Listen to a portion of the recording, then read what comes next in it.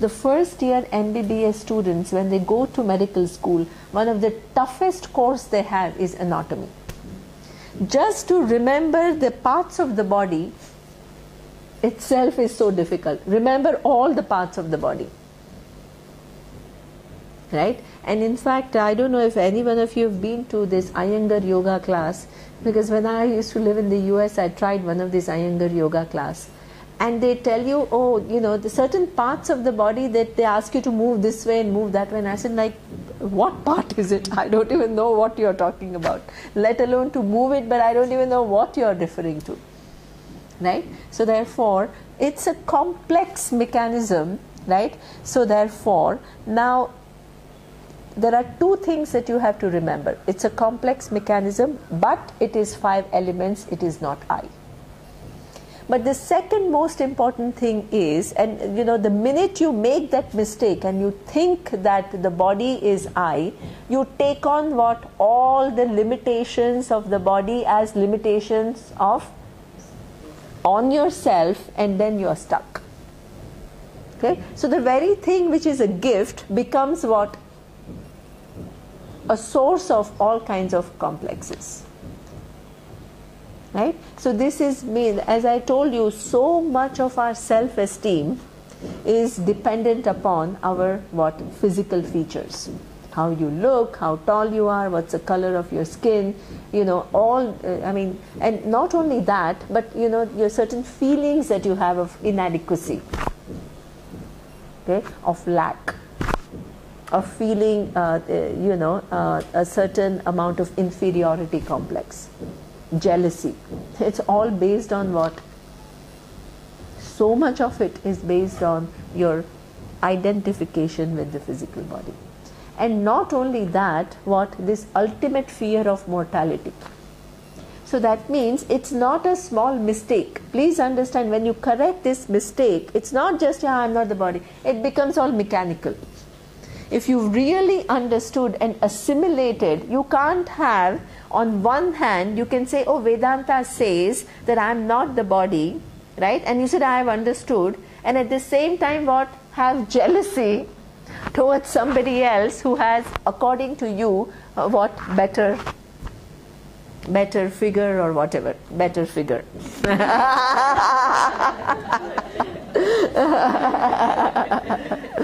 Right? So that means this knowledge that you have is what? No, it's, you think you understand, but have you assimilated? Exactly. Right? So that means it takes a long time for Vedanta to seep into your DNA. Absolutely. To where your whole life, what, and your whole understanding and your whole way you look at the world and you look at yourself, it gets what?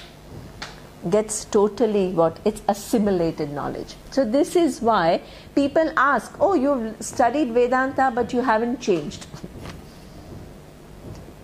That happens because we understand things, but there are levels of understanding. And that level of understanding is, you know, see, for example, I tell you E is equal to mc square. What does E is equal to mc square? What does it mean?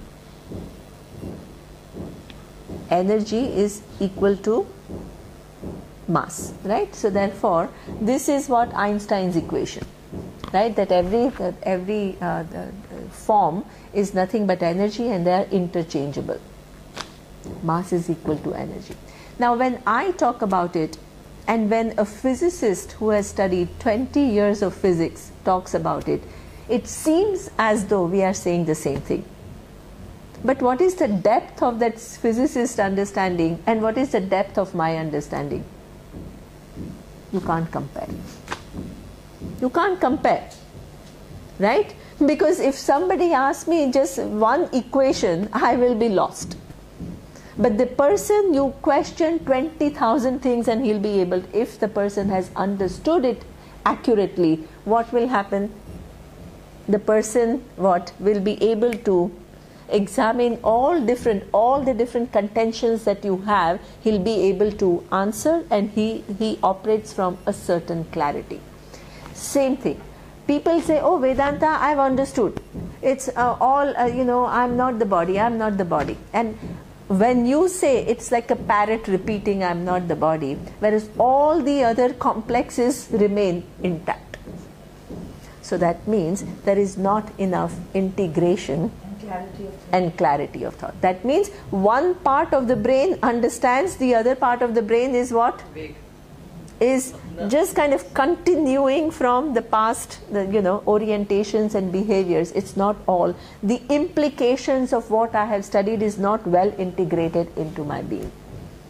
And this is why people say, oh, Vedanta, whether you study Bhagavad Gita or you study Upanishads, it's all saying basically the same thing. They say, I've studied this. You've studied this, but it takes lifetimes to totally understand all the implications of what we are talking about, where if anybody is to stand in front of you, of whether it's a physicist or a neuroscientist, and engage in a dialogue, and if they are open, they will see that what you know is something which is unshakable. That is what we call well assimilated knowledge. Okay, so therefore, please don't make it into some kind of a superficial learning. Vedanta is not superficial. You need to have a certain depth, and for that it takes time. Okay, so that is one problem. Now the other problem is that not well assimilated knowledge is one problem. The second problem is even a bigger problem, and that is, I'm not the body, so therefore what? I just have to be detached to the body. This detachment is one of the biggest problems. Where is the question of detachment? You are given this body, it is meant for you to use it. Just because you are not the body doesn't mean that you have to be detached from it. It's a source. It's a resource which is given to you. You have to take care of it, and you have to even beautify it. Why not? In Kathopanishad, there is a beautiful analogy. The analogy is that there is a horse, there's the owner of chariot who has to reach the destination. Okay, and for reaching that destination, the owner of the chariot needs what? There is a chariot, the physical chariot. Then there are horses. Let's say there are 5 horses. Then there is who? There are reins. Then there is what? The charioteer, right? And then there is the owner of the chariot. The owner of the chariot has to reach the destination. Okay. Now, what is the destination?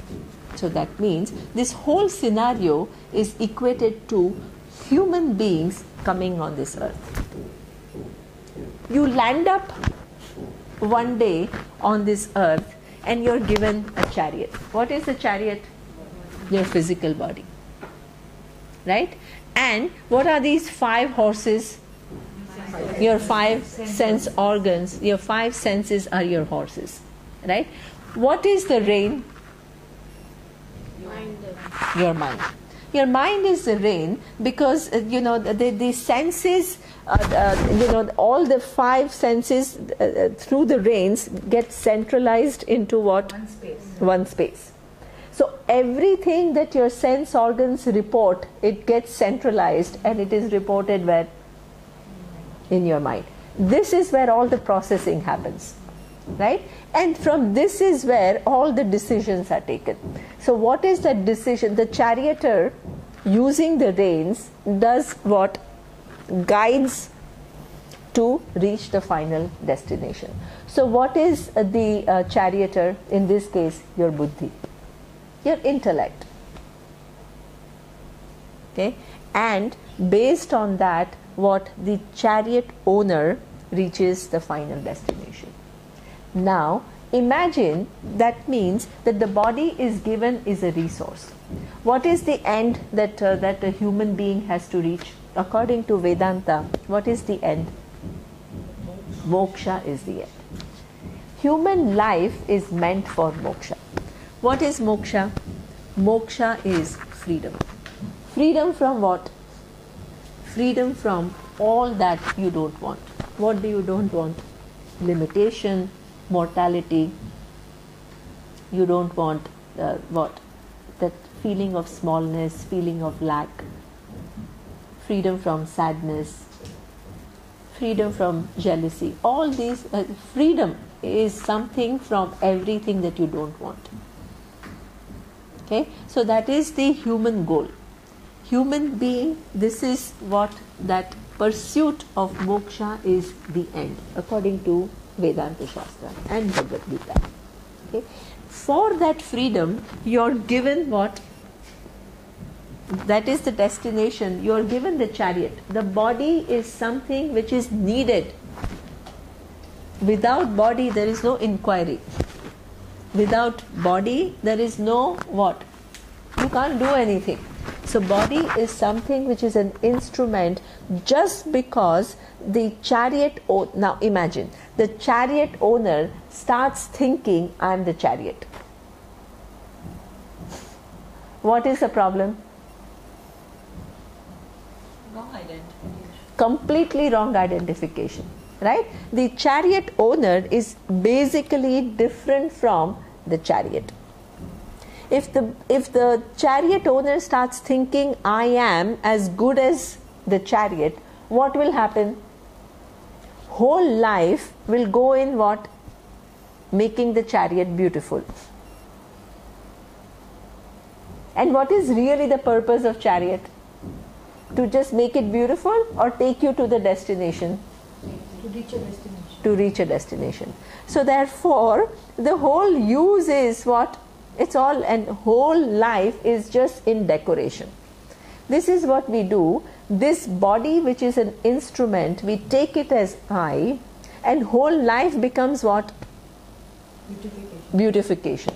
The whole human end becomes beautification. Now, if the chariot owner is told that you are not the chariot, but you are the owner, which is distinct from the chariot, does it mean that the person doesn't have to take care of the chariot? No. Because the person needs the chariot. Does it mean that he doesn't clean the chariot? Does it mean that when the wheels are not working well, you just be indifferent to it? No. You need to take care of the chariot because it is a resource which is given to you. You need to have a proper, because you are not that doesn't mean that you have to be indifferent to it. That is another mistake people make when they don't make it so clear when they teach Vedanta. Becomes like a detached. Does the chariot owner have to be told you have to be detached with the chariot? No. This is a wrong message. The minute you start wanting to detach from the chariot, what will happen? You cease to have proper relationship with it. Neither you have to be detached nor you have to be attached, or you just need to know the reality. All Vedanta teaching is all just realities. The teacher doesn't tell you, you should do this, you should not do this. That person hasn't understood Vedanta. Vedanta is just throwing light on what is. And which always be. Either you understand it accurately or you don't understand it accurately. So the attempt of the teacher is what? To make you see what is. The very word Guru comes from that. Gukaraha andhakaraha vai rukaraha nivartakaha andhakara nirodhitvat guru iti abhidhiyate. Beautiful. Who is a guru? Gukara stands for andhakara. Andhakara means darkness. Darkness of ignorance. Because of that ignorance or some confusion, you don't see what is. What does the teacher do? Exactly. Rukaraha nivartakaha. The teacher's job is not to give you an advice, is to do what? Lift that veil of ignorance so that you can see what is clearly. That is job of a teacher. You are alive to what is. and what is doesn't depend upon, as Roxy said, whether you understand it or not. It is. Okay, so therefore this chariot, attachment, detachment, all this Vedanta, if you have learned, take it out from your mind, because it just puts you on some kind of a advice where actually it's a fact, mode of an advice. Okay, this is reality. Chariot is not you, but chariot is useful for you to reach the destination. Okay, now the 5 senses are what? 5 horses. Are those senses I, the nature of I? No. No. Why? Again, it keeps changing and Absolutely. Each of the 5 senses that you have, whether it's your eyes or it's your ears or it's what? Your sense of taste, sense of smell, it's something that you identify with. Your eye gets connected to the capacity of the senses. Right? Nobody actually says I'm as good as my ears, the capacity of my ears to hear, but we make statements is what? I'm becoming deaf or I'm becoming blind. What does it mean? Your eye gets loaded with what? The capacity of your senses. Right? So now all of you, I don't know how many of you have reached early 40s, but by the time, in Gujarati we call betara. Betara means by the time you're 42, what? Everybody starts. One way to know the age of somebody is whether they're wearing glasses or not while they read. Right? That is something, means that you're born with a certain sight, but it is not a constant thing. What happens? Over a period of time, it is changing. Right? In fact, the eyes of the child is not programmed totally to give forms. You know how as an adult you see all distinguish. Their whole vision is slightly blurred. As the eyes develop, they begin to distinguish forms accurately. Then for a while they do it well, and then what? Your eyesight sometimes begins to deteriorate, then your reading abilities begin to go down. So therefore, then there is a cataract that can happen. So that means your eyes undergo, it's an instrument, it undergoes change. Okay, so now again, the chariot owner, you, are you the senses, or you have the what? Ability to use your senses to interact with the world. Who are you? Are you the senses, or you are endowed with those senses to be able to interact with the world? That is the accurate picture. Okay, so that means the senses are not I, but because they are not I, also doesn't mean that they are useless. You need your senses. Imagine if you did not have, imagine in this world you have physical body but you have no senses. You will be not able to interact with the world. The whole window that you have in this world to interact is through the senses. Without those senses, they are the two. Okay? There is a form and you have what? Eyes. There is smell and you have nose. There is sound and you have ears. There is food or whatever and you have taste. And there is what? Something like cold, heat, everything is what? Touch. All the pleasures that we seek, you go to spa and spend hours. What pleasure? Touch. Right? So these 5 senses is something which is your whole life. Now imagine, if you take the chariot owner, takes oneself to be the horses, and whole day just starts what? Feeding to those senses. What will happen?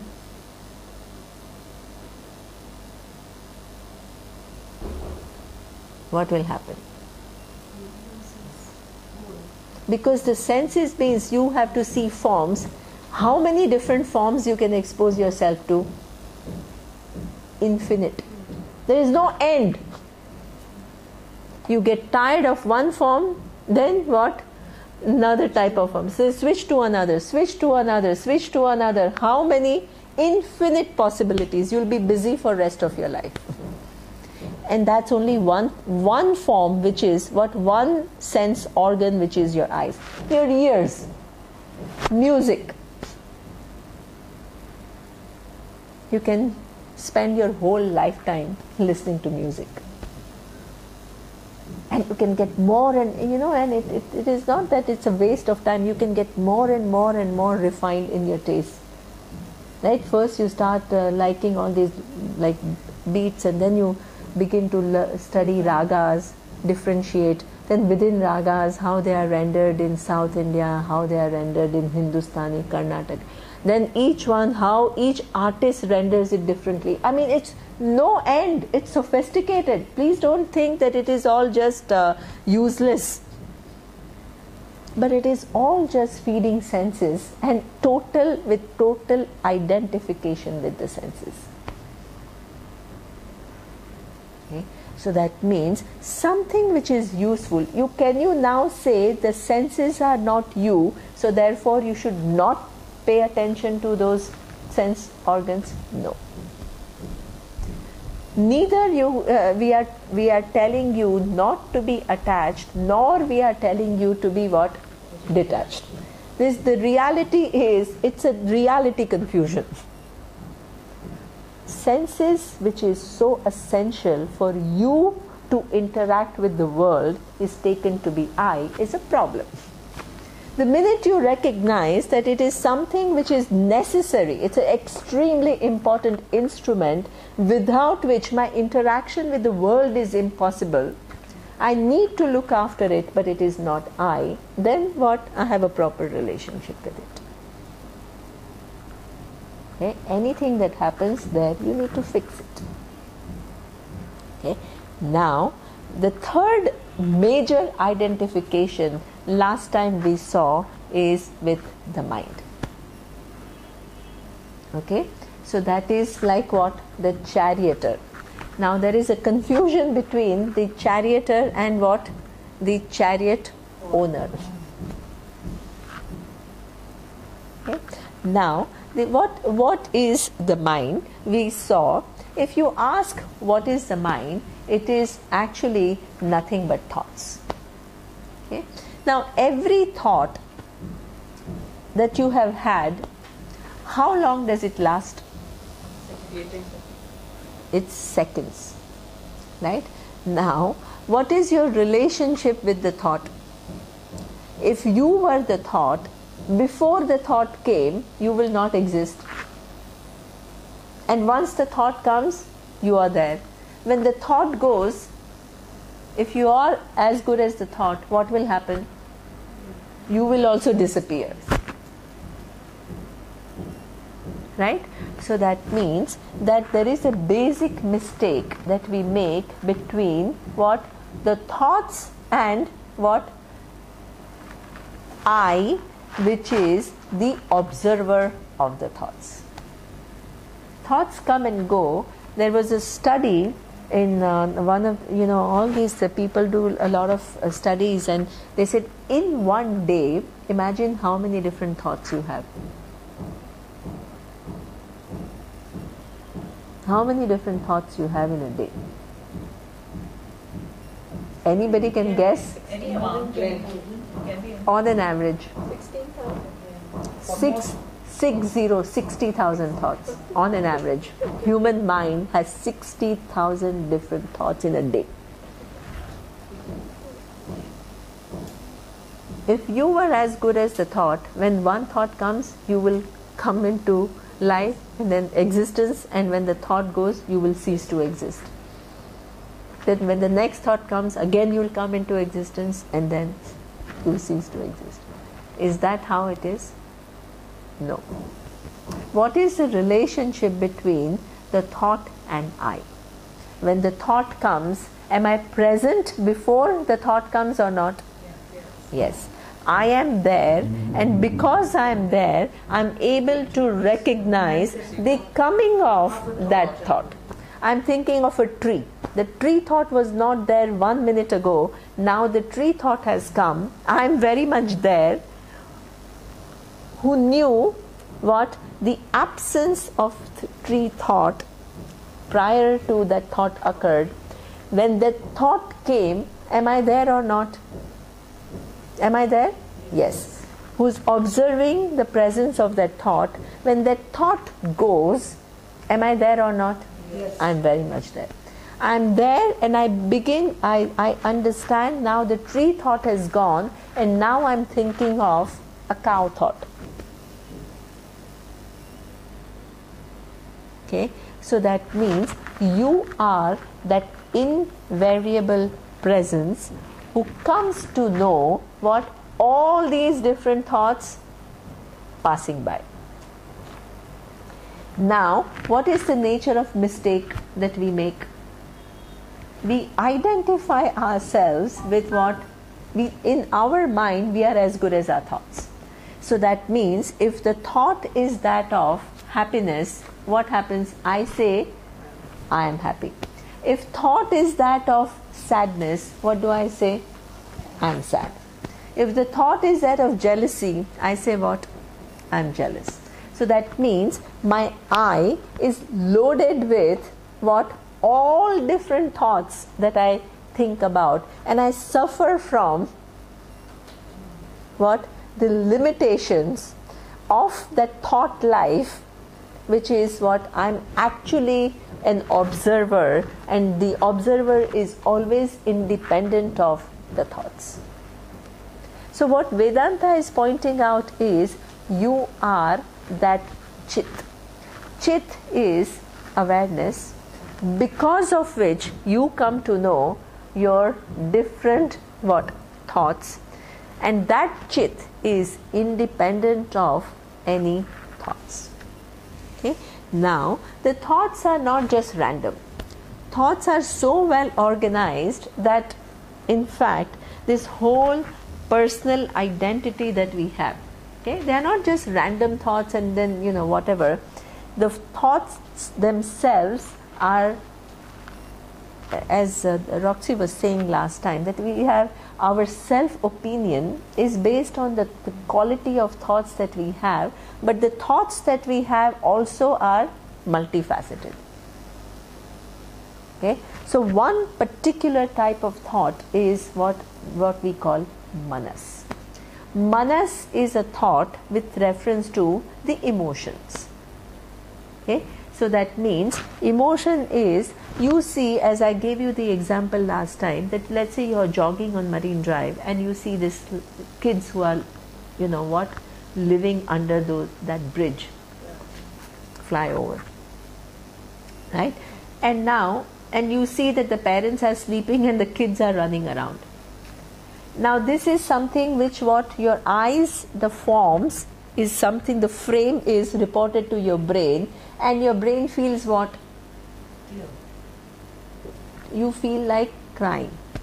If you have a proper undamaged mind, where you've somehow what? Stopped thinking about anything, okay, the natural reaction is going to be what? Some kind of an empathy for that child. That's human heart, right? So that means there is an event, and that event does what? Triggers an emotion in you. Okay, so this particular thought is what you have given some meaning to what you see, and then because of that meaning that you have given, there is a corresponding emotion. This is what we call emoting mind, right? This is something that you are programmed. Please understand. Anybody who wants to say Vedanta is just, you are not the mind, therefore you have to eliminate your emotions, they don't know what they are talking about. Mind is programmed. Imagine if you lose your capacity to have that emotion of empathy, you would become like a stone. You'll become like a robot. We are not trying to make you into a robot when you study Vedanta. That emotion which triggers has a certain reality, and it is something which is, it's good. Please don't, that sadness, when you label it into a negative emotion, you are creating a huge confusion. Because when you don't have that, when you desensitize yourself and you don't feel anything for that child, you're interfering with human program. You're meant to feel what that empathy works on, what it evokes certain kind of discomfort in you. If you want to become indifferent to it, what are you doing? You're making yourself into a robot. Emotions have their own place. Imagine you're walking at night, and there's this huge guy coming to you. You will have what? Fear. Is this fear negative? Is it negative? No. The sense of protection. Exactly. It will make you what? Alert. You will take what? Some kind of a precaution, and you will do what needs to be done to protect yourself. Categorizing emotions as what? Negative is a huge problem. Human mind is given what? Capacity to emote. And there are ranges of emotion which a human being is programmed to have. And emotions are what? Necessary, and they are healthy. In fact, what is interesting is any art form in India. You look at, if any one of you have studied the classical dance performances, Bharatnatyam. In that Bharatnatyam, there are certain pieces where it just shows a range of emotions. And the dancer depicts what? Different episodes, different emotions. And they take what? Certain stories from Mahabharata, Ramayana to show how different events trigger different emotions. And that is something which is universal. You go to somebody's wedding party, what is the general thing? That of celebration, happiness. Or somebody has an accident, how will you go? Concerned. So that means there's this range of emotion which adds to sanity. There is a corresponding emotion which is appropriate for that given occasion.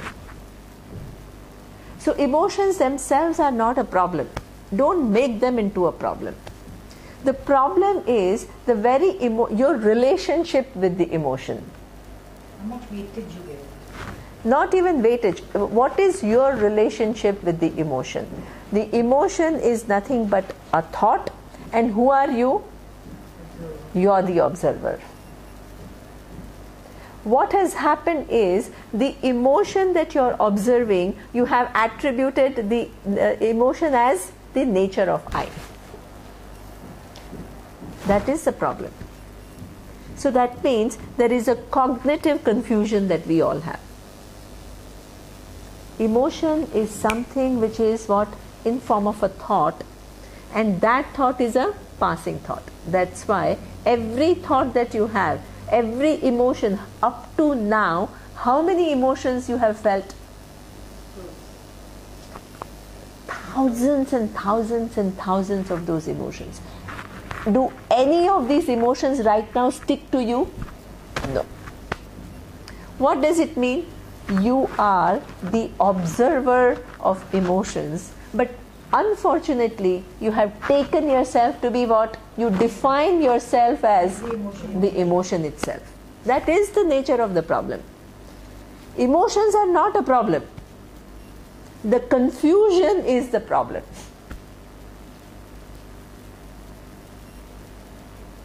Okay, and independent of this emotion is something that you need to know. Now, this manas is, you see this child, parents are sleeping, the child is under, the overhead bridge, and it's